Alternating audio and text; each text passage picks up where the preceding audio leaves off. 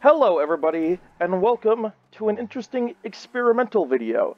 Today, we're going to be going and seeing if we can complete the entirety of the Cayo Perico heist without killing anybody. Now the way the challenge is actually going to function itself is actually fairly simple. In fact, it's going to basically be the same exact as DarkViperAU's Pacifist challenge for the story mode, except obviously this is for the Cayo Perico heist. The only difference is that I am actually allowed to use armor. I will play that clip right now so you can see what the rules are. So the rules are, I can't personally kill anyone. If the game forces me to kill someone, I will kill them with melee. If a required kill is impossible with melee, I will use the weakest weapon that I have available.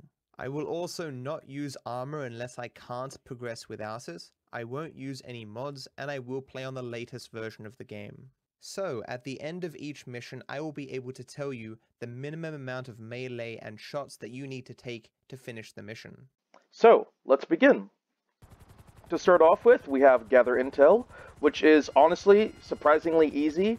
All you need to do is just distance yourself away from the enemies, and you're able to get into the plane relatively easily, and as long as you spam armor or spam eating food, you should be fine to survive because you're in a vehicle. Spamming food or spamming snacks to regain your health, I wish it was a more of a common trend that I could use, but unfortunately it's not the case. In order to skip the animation, you have to be either in a vehicle or on cover, otherwise you'll go through the animation of actually eating it. And obviously, in a lot of circumstances, that won't be useful, but in this specific circumstance, it was. Now, in reality, you actually don't even need to do this whole step with spamming food and everything. I mean, obviously you do need to get the velum and whatnot, right?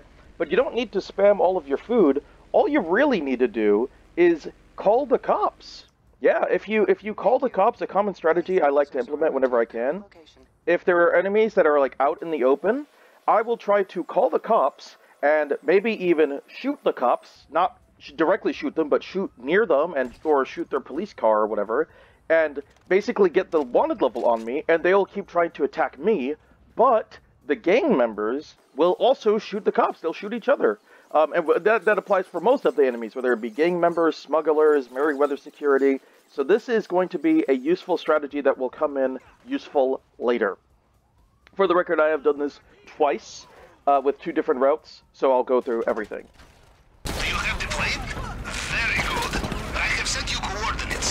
South until the air becomes thick with herbs and profanity. Yeah, there should be clothes on board. You switch on the way, and leave your guns on plane. Remember, drug dealers employ smugglers. They do not trust them.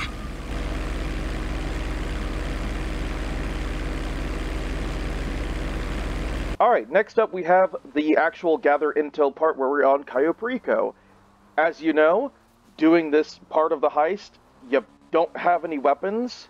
So, you're probably, most of the time, not even going to be killing anybody anyways. Really, the only person you can kill is that one guy at the beginning. That's really the only guy you can even possibly kill. But other than that, yeah, easily done to do the rest of the Gather Intel portion without killing anybody because you're not even supposed to. Next up, we have to move on to the preps. Now, I will add as a disclaimer that these preps can be done in any order, but I'm going to be talking about them in the order from easiest to hardest.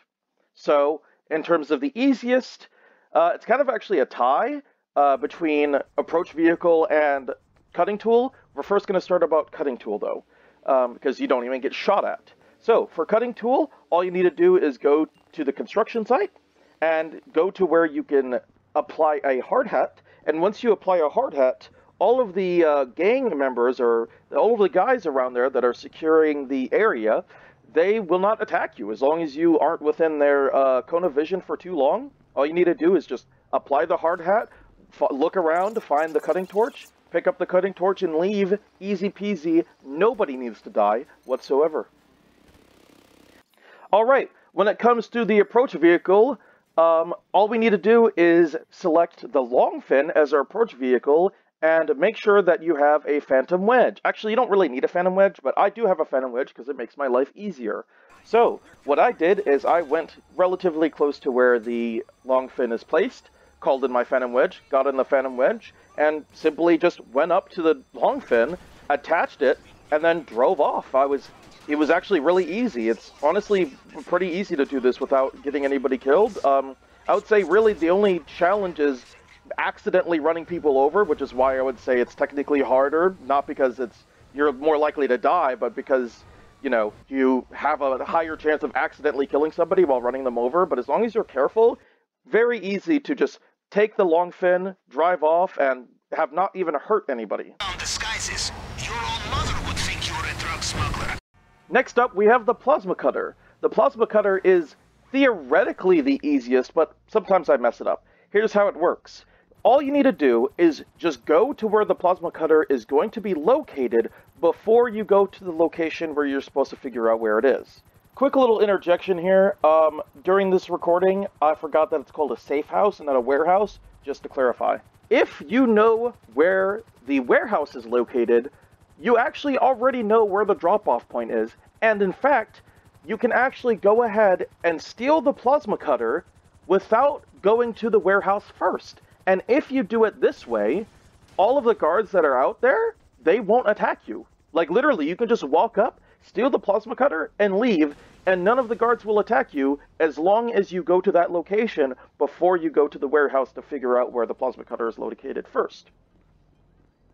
Interestingly enough, whatever has a nice little graphic here that I can show you, so there you go. But otherwise, yeah, if you go to where the drop-off points are going to be, then you have no problem. Unfortunately, even if you pick up the Plasma Cutter before going to the safe house, you still have to go to the safe house and take a photograph of the board. Once you do so, all you need to do is fly back to the general area of where the yellow circle is. Once you get rid of that yellow circle, then you can just fly back to the Kusaka. You don't need to land, you don't need to do anything. Just fly around, wait for the yellow circle to disappear. It'll tell you to deliver it back to the Kusaka, then you can do so. Now here comes the interesting part. We have the weapon selection. Now originally when I did this, I went through the route of going into the buildings and getting the weapons from the buildings, because in my mind I thought that it would be easier. Going to get the weapons from the building is much, much harder. There's a lot of people in a small proximity, and it makes it very difficult for you to move around without getting shot.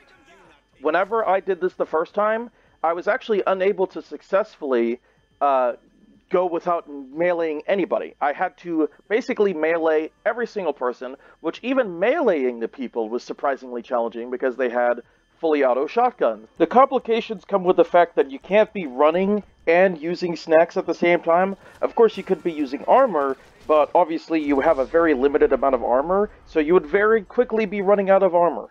So, yeah, this strategy ended up not working out as well as I hoped. I had to take out a lot of guys to even pick up the weapons while going inside of the building.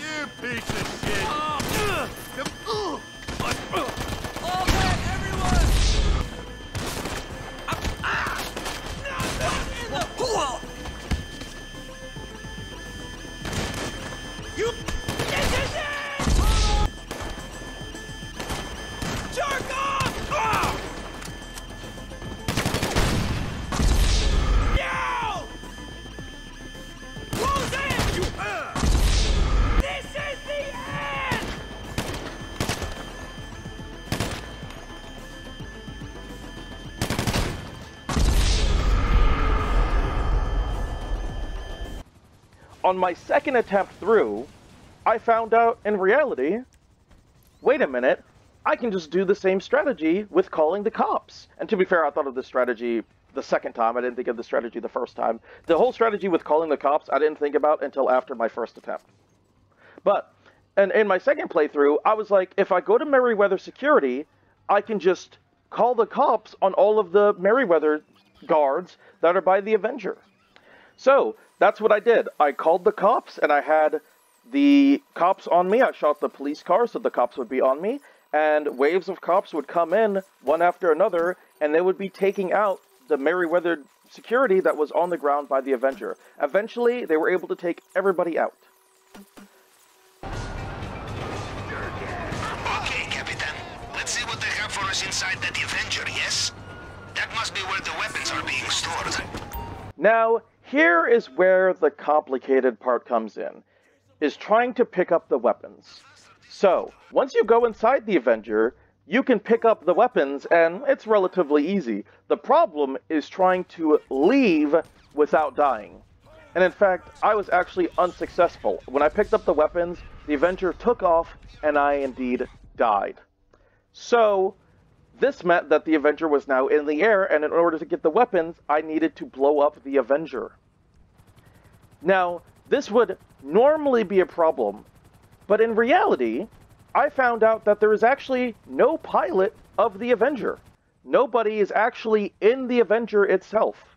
So, I guess it's just an autopilot taking off, or maybe a remote control that's taking off. And indeed, if you see the footage in the background, when I blow up the pilot, you don't see a flash of, like, blue light that you would normally see if you get a kill. And the reason why is because when you blow up the Avenger, you're technically not killing anybody.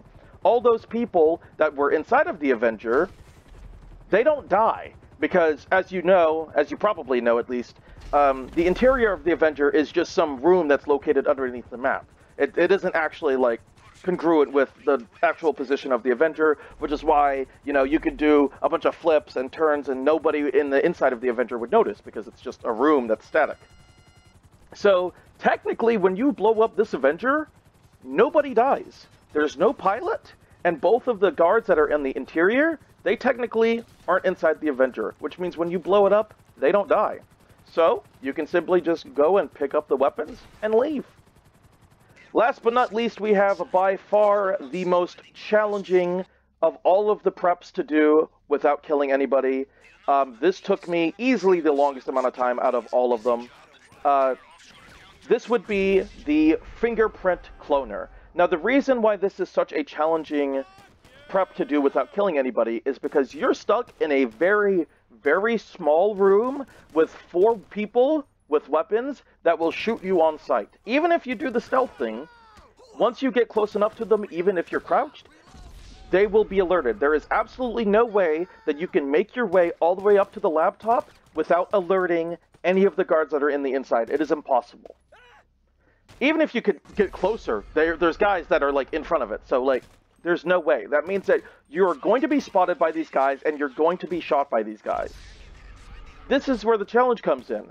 As I mentioned, there is a strategy where you can call the cops and have the cops fight the guys. But unfortunately, since we're in an interior location that is only accessible while doing this mission, you cannot have the cops on you. Because this is just a small room that's underneath the map that you can only get access to via teleporting from going to the orange circle. That is indeed very unfortunate, because that means that I can no longer get... I cannot get any assistance from any police. I cannot do, like, Merryweather security or anything like that. That means I'm going to have to deal with these guys alone by myself. So that's what I did. When I first did this, I punched out 2 guards, which I figured was the minimum. I tried only punching out 1 guard. It wasn't good enough. I tried punching out 2 guards. That worked. When I punched out 2 guards, only having 2 guards to deal with, because there's 4 guards inside, only having to deal with 4 guards, or 2 guards inside, that made it possible. I was able to get to the laptop and successfully hack the laptop. Of course, I wasn't satisfied. I was wondering if I could maybe get away with only killing 1 person. So I went in, and I was thinking about other different things that I could do. I was thinking, the first thought that came to my mind is using the stone hatchet. I didn't actually ever end up doing that because I thought of a different strategy. How about using the up and atomizer to disorient the enemies and buy me time to make my way to the laptop? Great idea. Well, it is. It is a great idea, actually. There's no catch. It's actually a good idea, and it ended up, this would have been a lot more difficult had I not done anything like this. So, yeah, the big problem and the complication that comes in is accidentally killing people. A couple of times, I would be trying to fire the up and atomizer into the ceiling to disorient everybody, and I would press right trigger, because I'm on Xbox, and I would accidentally kill a guard. And that meant that I had to restart the entire setup. And let me tell you, restarting the setups is an absolute pain. It is, you have to, because there's no button that just says, leave setup. You have to leave the lobby or do something, because there's no real fail condition. You cannot fail this mission. There is no fail condition. The mission will only complete once you finish it. Because some missions, like the Merryweather HQ Avenger thing for weapons, you can blow up the helicopter and that will fail it. No such fail condition exists for this mission. You either complete it or you're still doing it. This made it so that the only way that I could restart this mission upon killing somebody is by exiting out of the entire lobby and finding a new session. And this was a pain. And I tried other methods. I tried maybe accepting invites to get into people's lobbies and hoping that if I joined their lobby and left, that it would kick me out of the mission. I tried joining other people's mission invites to do the missions. Again, once I backed out, then it put me right back into the mission. So basically, the only way that you're going to be restarting this is by finding a new session. Or at least that's the fastest way. There are technically other ways like quitting out your game and stuff, but that's the fastest way. Which obviously is pretty disappointing, because that meant that every time I had to reset from accidentally killing somebody, it was a very tedious process. It also meant that I could not stay in an invite-only lobby, which, as you might have noticed, there's other people in the lobby. Thankfully, they didn't mess with anything, so, you know, they didn't kill anybody, they didn't kill me, so it made the whole thing super easy. But, yeah, I was not able to be in a solo lobby because I pressed find a new session. So, yeah, like I said, pretty annoying. However, after enough attempts, I was actually finally able to make my way to the laptop and not get killed. Honestly, I didn't think I was going to be able to do it. I tried for many hours. It was a struggle. I had the people, with my very lucky attempt where it finally worked. What happened was the guard who was trying to shoot me accidentally shot a different guard, which bought me enough time and meant that I wasn't getting shot, and that bought me enough time to hack the laptop. I cannot say how happy I am that I was able to successfully do this without killing anybody. I did all of the setups and all of the preps without killing anybody, and I'm really happy about that. Now all we had to do was the finale. Well, here's the thing about that.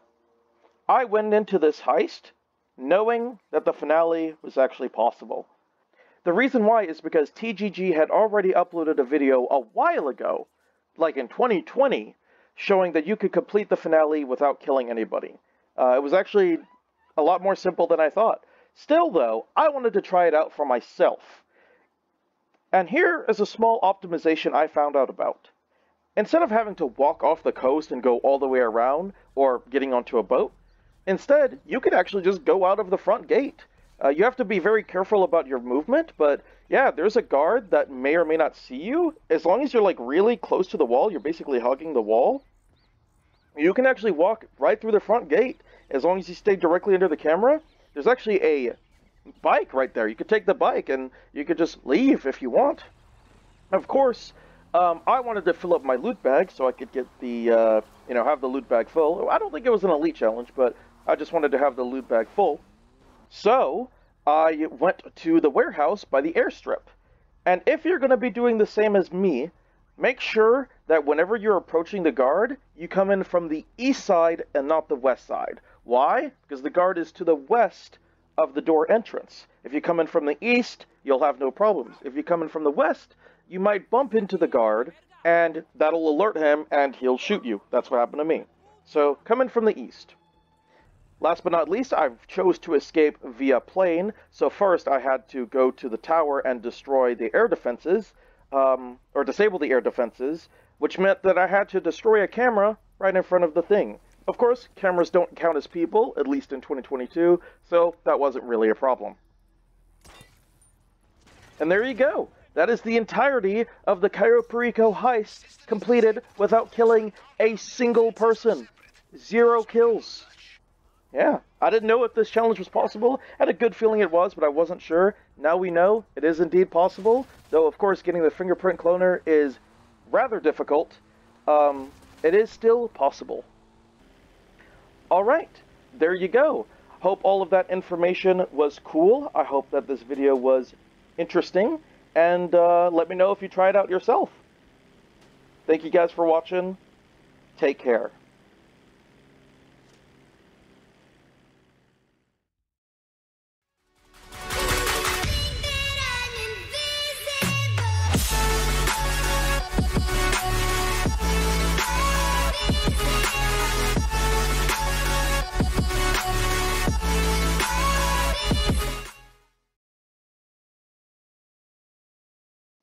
How do you figure out? Well, you simply just know.